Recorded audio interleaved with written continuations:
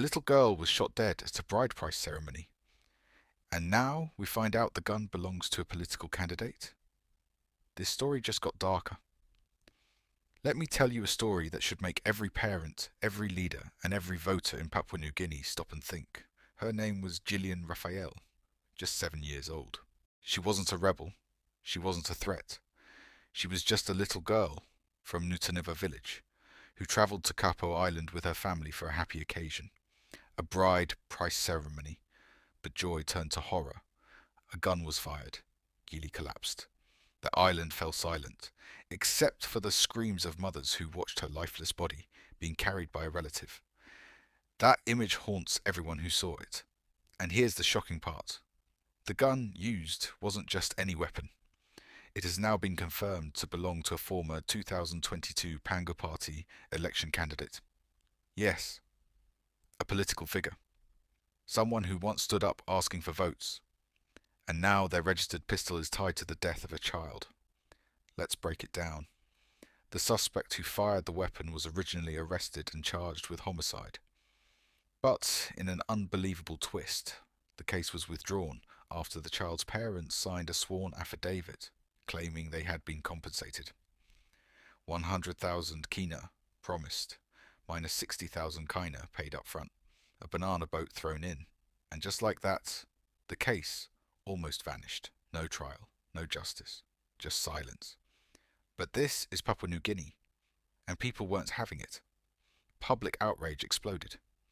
Police Commissioner David Manning called the incident a disgrace and said the system would not fail Gili.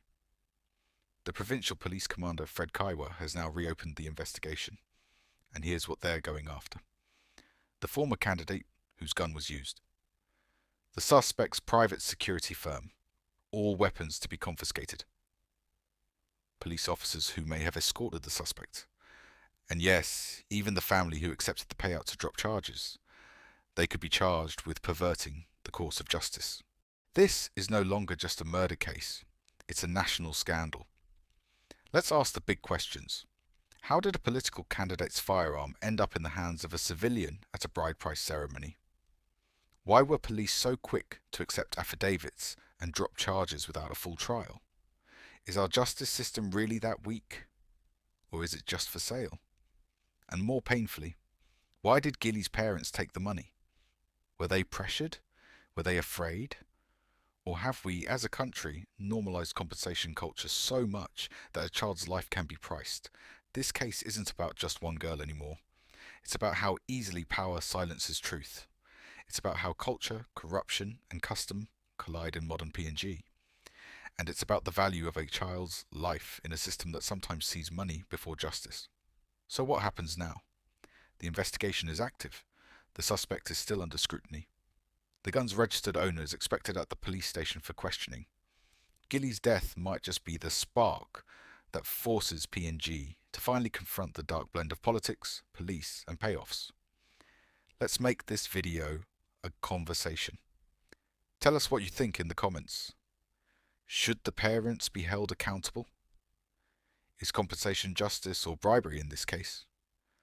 And what should happen to the politician whose gun killed a child? This story can't fade away. Let's keep it alive. For Gili. Because children should never be collateral damage in political or cultural games. Rest in peace, Gili. We will not forget.